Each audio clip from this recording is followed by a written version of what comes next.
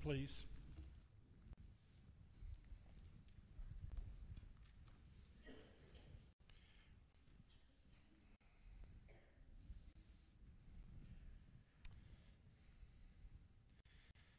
Likely every minister that I know can tell the following story.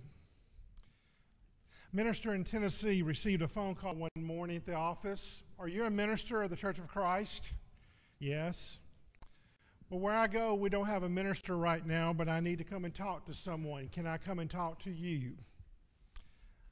"Yes." An attractive lady came to this minister's office and then began to tell what had been done. She said, "I've been faithful to my husband, and now he knows about it, and I am afraid that our marriage is over." She told the story to the minister. He asked if she would return with her husband, and they both came and sat down with him. The man was very upset, very angry, very frustrated. He worked all day long at a job, and then when he came to the home, he worked on the farm till late in the evening. She would work outside the home, and then when she came home, she would watch the children till it was time to put them to bed. They had not taken any time for each other. At work, she had confided in her boss about her frustrations in her marriage. He was very sympathetic. He would talk to her when they would go out to eat lunch together. He was very kind to her. And soon they were sleeping together. She realized that what she was doing was wrong.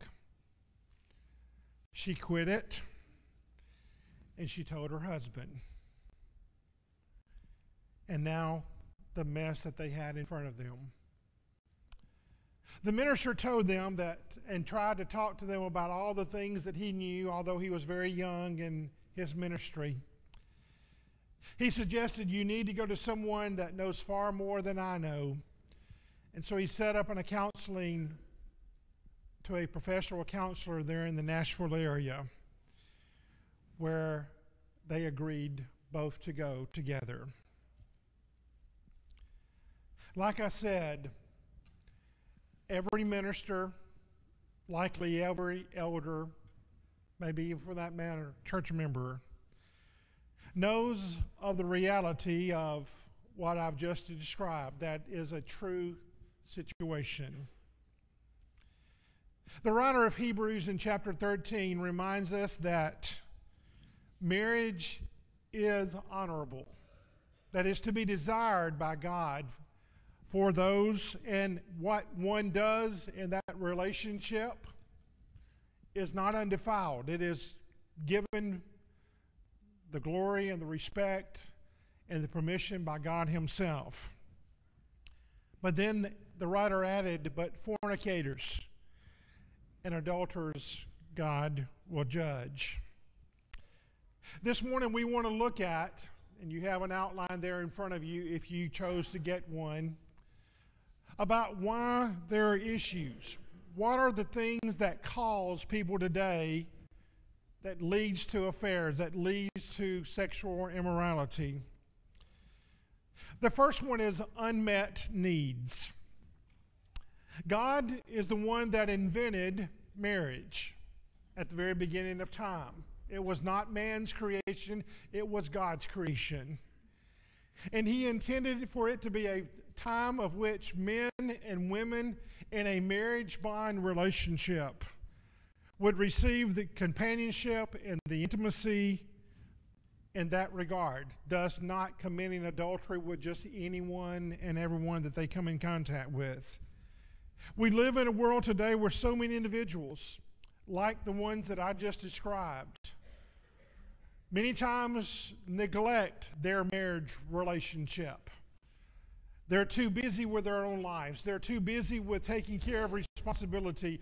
They work from light to dark and beyond, to the point that they just do not meet the needs of other individuals, particularly their mate. But likely, when we stood before a minister or justice of a peace or someone in some kind of office, we committed before God and others that in sickness and in health and in riches and prosperity or poorness, and forsaking all the others, that we would keep ourselves faithful and pure to that one individual. And therefore, it is important that we do so. A second issue, unrealistic expectations. We live in a world today where there's this fantasy idea of what marriage is all about. We've seen too many shows. We've watched too many sitcoms.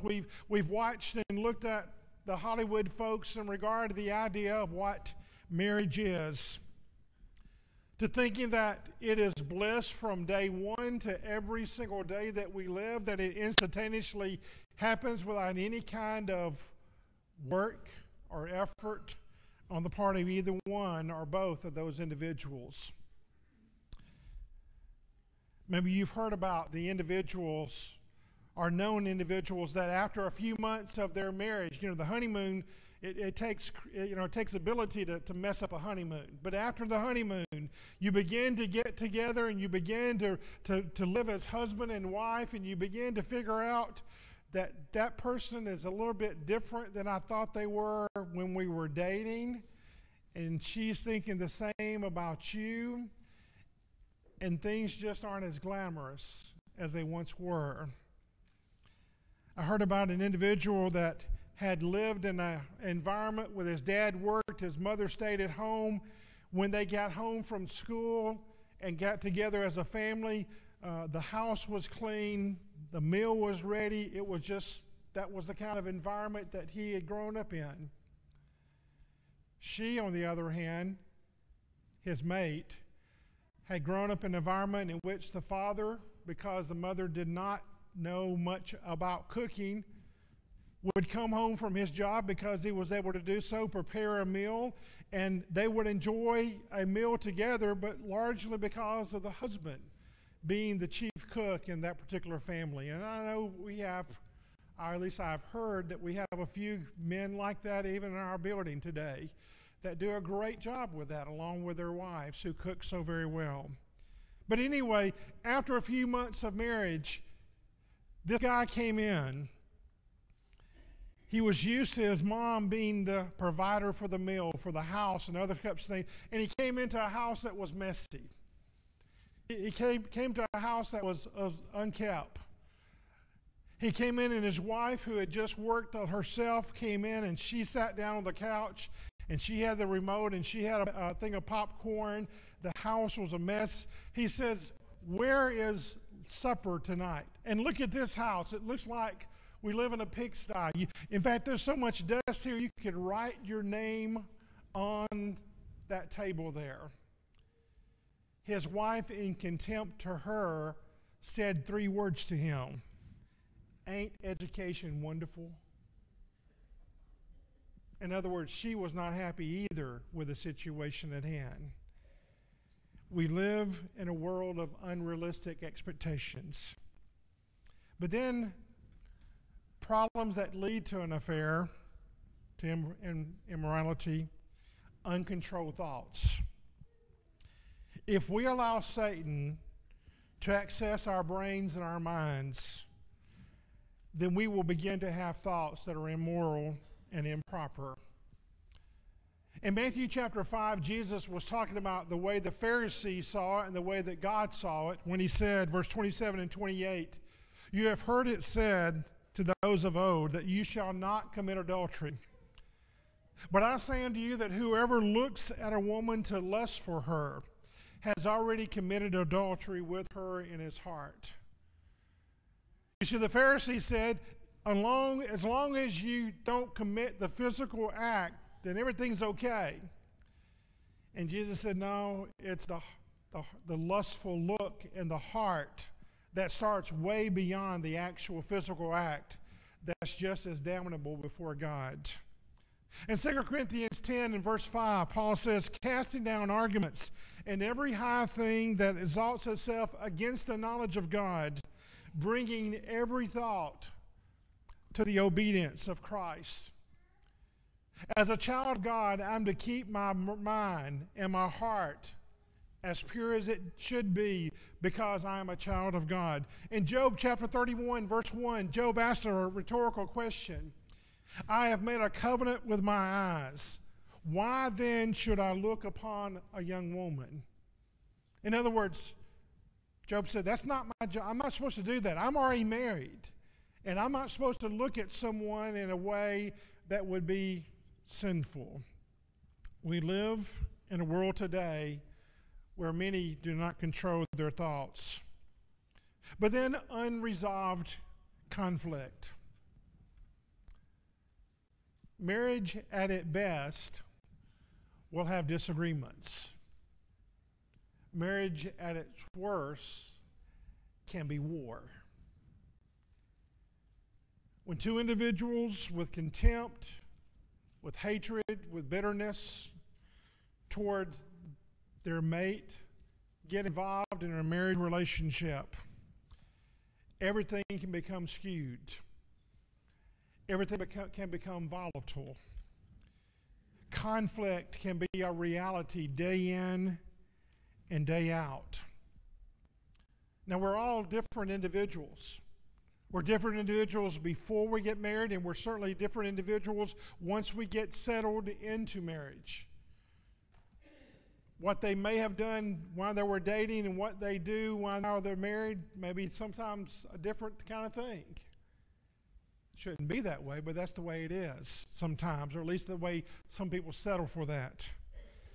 If we allow conflict to stay in our marriage, it can and it will destroy us. You know, in Ephesians chapter 4, Paul talks about it in a very practical sense, the kind of relationship, the kind of things that we're to practice with one another. Therefore, putting away lying, verse 25, each one of you speak truth with his neighbor, for we're members of one another. Be angry, do not sin, do not let the sun go down on your wrath, nor give place to the devil.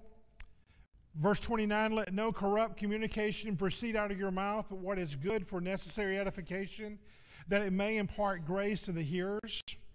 Let all bitterness, verse 31, wrath, anger, clamor, and evil speaking be put away from you with all malice, and be kind to one another, tender-hearted, forgiving one another, just as God in Christ also forgave you.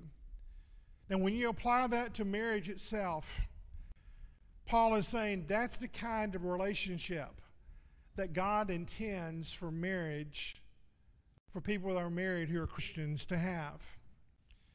Seriously, think about it.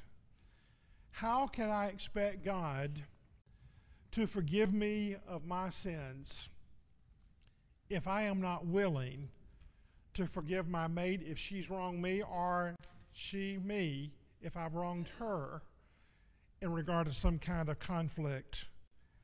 We've got to be careful how we live our life in that regard. But then also inappropriate relationships. Now here's where we get into the makeup of this idea of sin, particularly in regard to infidelity.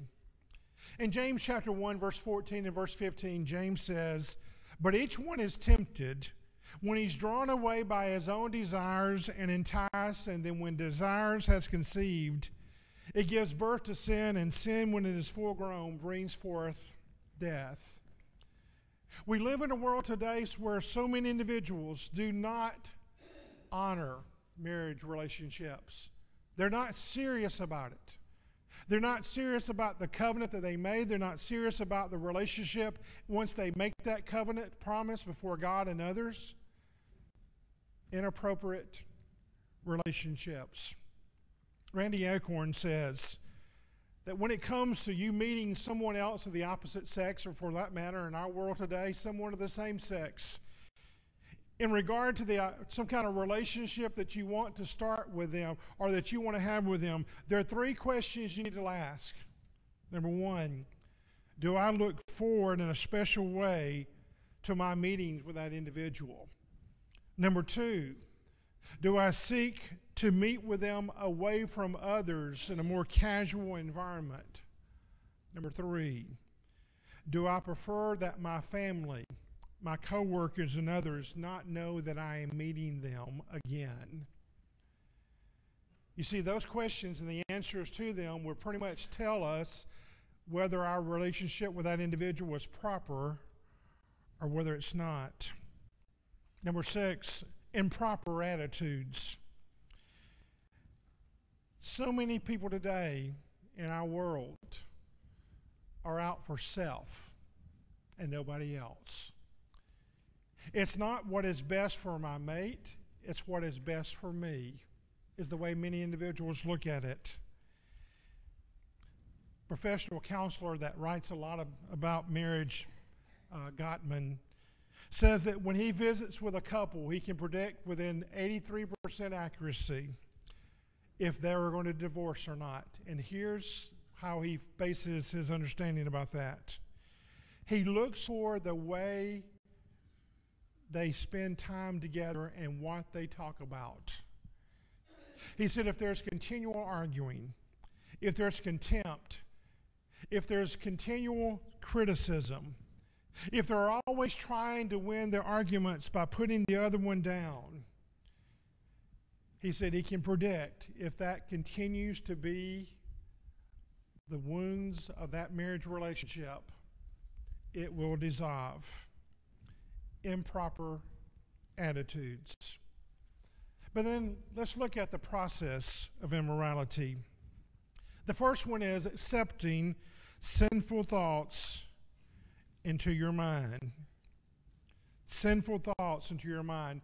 Listen to Proverbs chapter 4. In Proverbs chapter 4, the context of the passage deals with the wise man Solomon, we think, through inspiration of the Spirit, writing about a foolish man who's following a woman that he has no reason to follow after. Listen to what it says.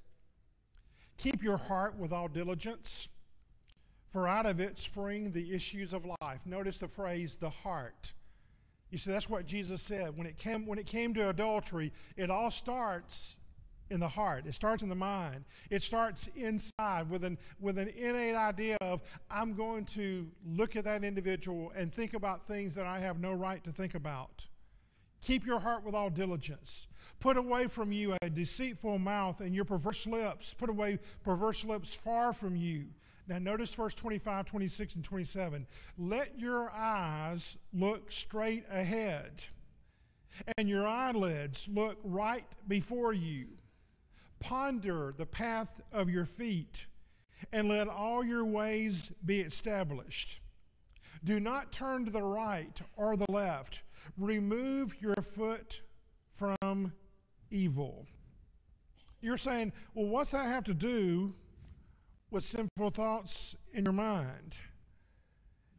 You're the one that has control of any situation of life. And it all starts with the inside. It all starts with a premeditated thought process. Secondly, there's the emotional connection. Think about that for just a moment. In Proverbs chapter 7, verse 21 and verse 22, again, another chapter that deals with the idea of a person that's involved in adultery or wanting to involve themselves. With her enticing speech, she caused him to yield. With her flattering lips, she seduced him. Immediately he went after her as an ox goes to the slaughter, or as a fool to the correction of the stocks. In other words, there becomes an emotional bonding.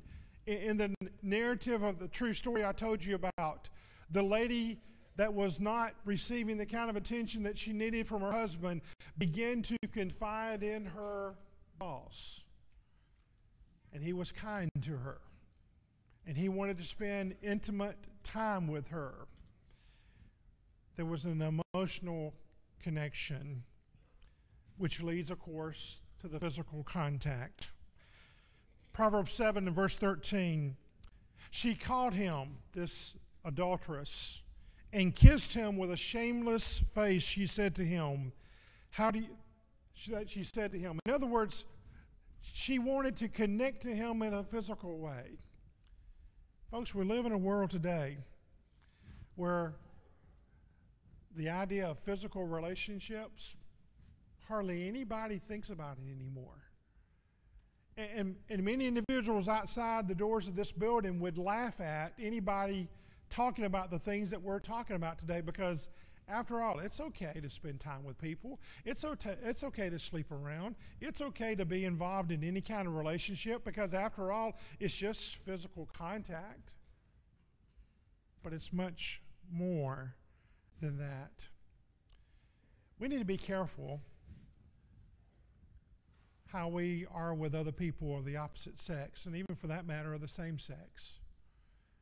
We need to be sure that everything that we do is appropriate, that it does not give off messages to anybody in regard to how we touch someone in a physical kind of way. And I'm not talking about shaking hands or even giving a side hug to someone or to pat someone on the back. But the point of the matter is, it all needs to be the way it ought to be, in the right kind of way.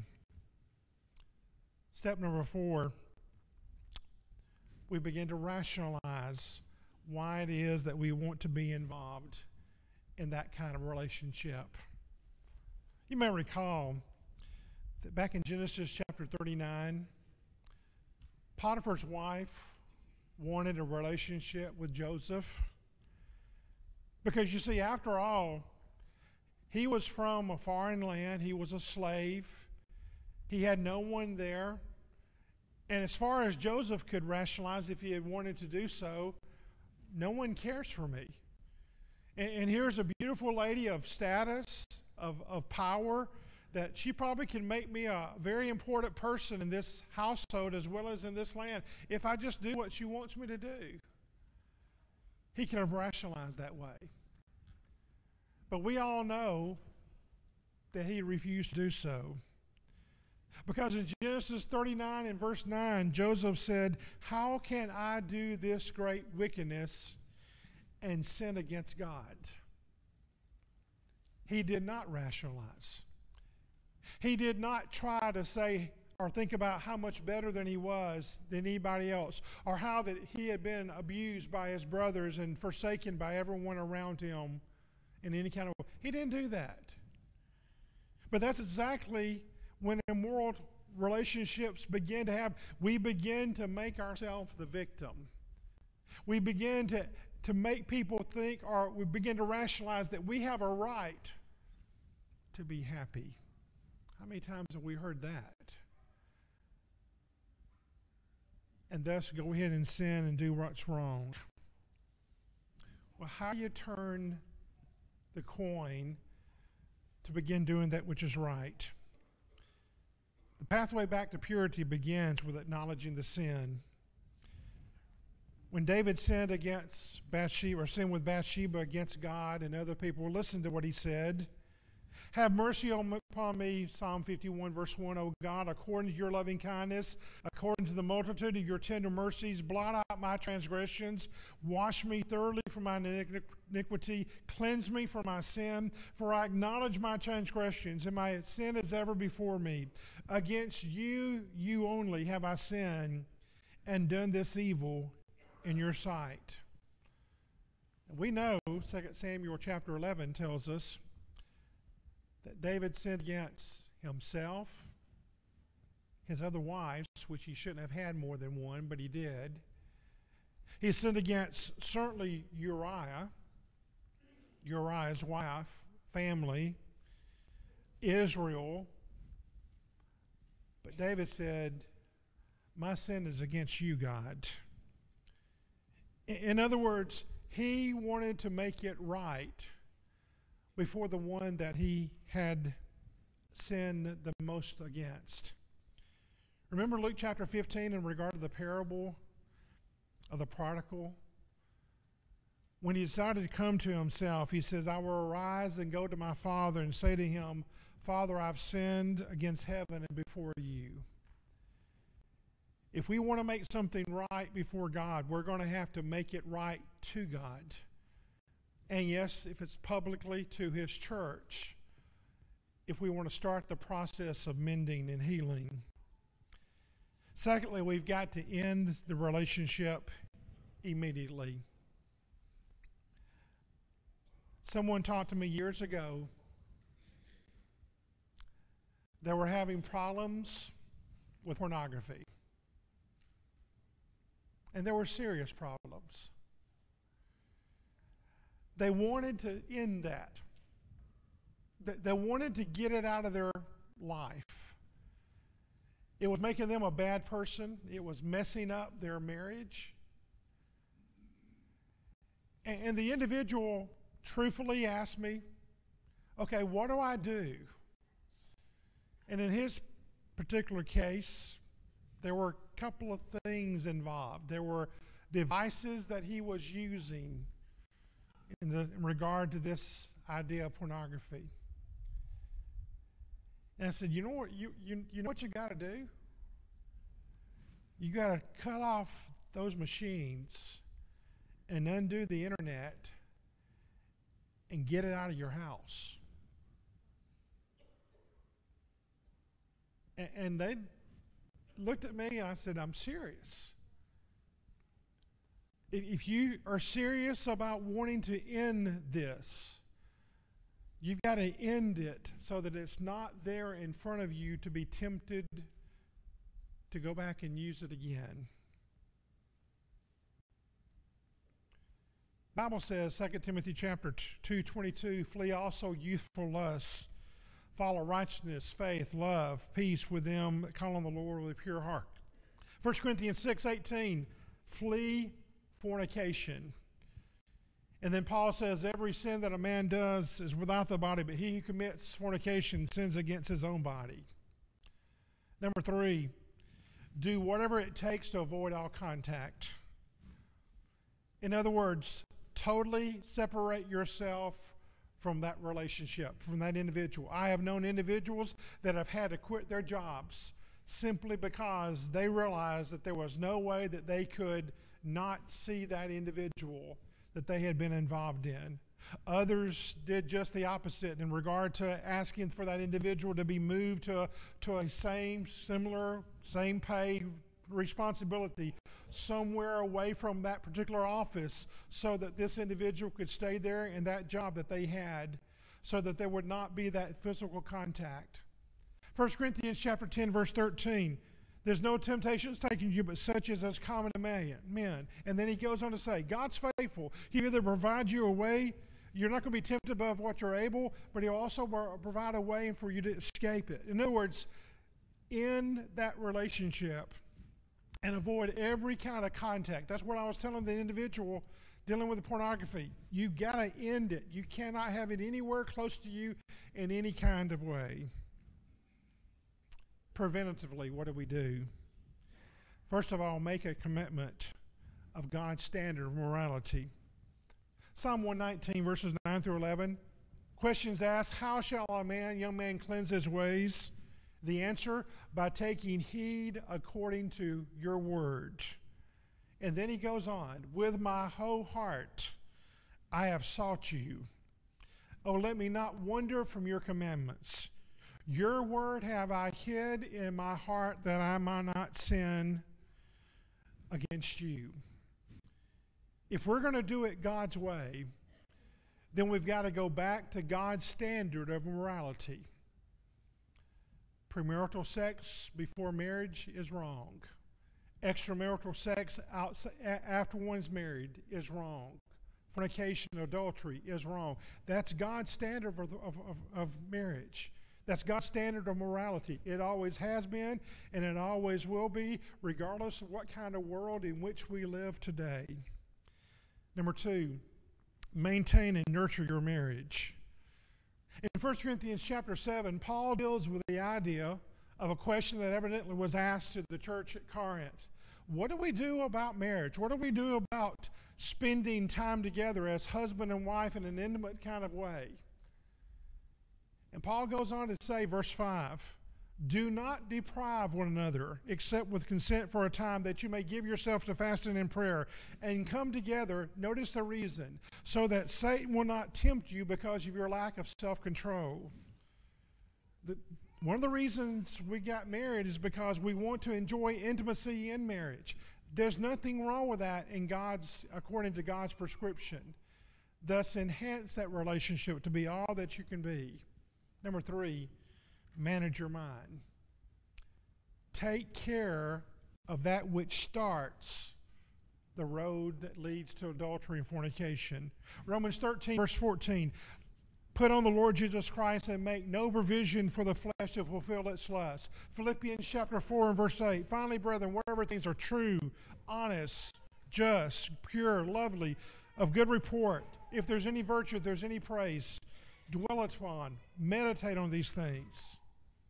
Number 4, watch your media intake. It's just one click of the button that can lead to disaster in regard to pornography today, of any kind and every kind we get into. What's the Bible say about that? Psalm 101, verse 3, I will set nothing wicked before my eyes. Titus 2, verse 12, teaching that denying ungodliness and worldly lust, we should live soberly, righteously, and godly in the present age. In other words, you monitor what you see with your eyes. Number 5, minimize the opportunity. Try to avoid every situation possible that you might be tempted to begin going the way of so many in the world today. 1 Corinthians 10:12. Therefore let him who thinks he stands take heed lest he falls. 1 Corinthians 15:33. Do not be deceived. Evil companions will corrupt good morals. Number 6, maintain personal integrity. Paul said in Ephesians 5, verse 3, but fornication and uncleanness and covetousness, let it not be named among you, as is fitting for saints. You personally, regardless of what others around you do, decide, I am going to be faithful. If I'm not married now, I'm going to be faithful to my mate, regardless of whatever happens. I'm going to be true to the covenant that I make with them and with God. Personally decide that. Number 7, if one's going to minimize or maintain personal integrity, they also have got to magnify the consequences. Proverbs 6, verse 32, whoever commits adultery with a woman lacks understanding. He who does so destroys his own soul. But think about that.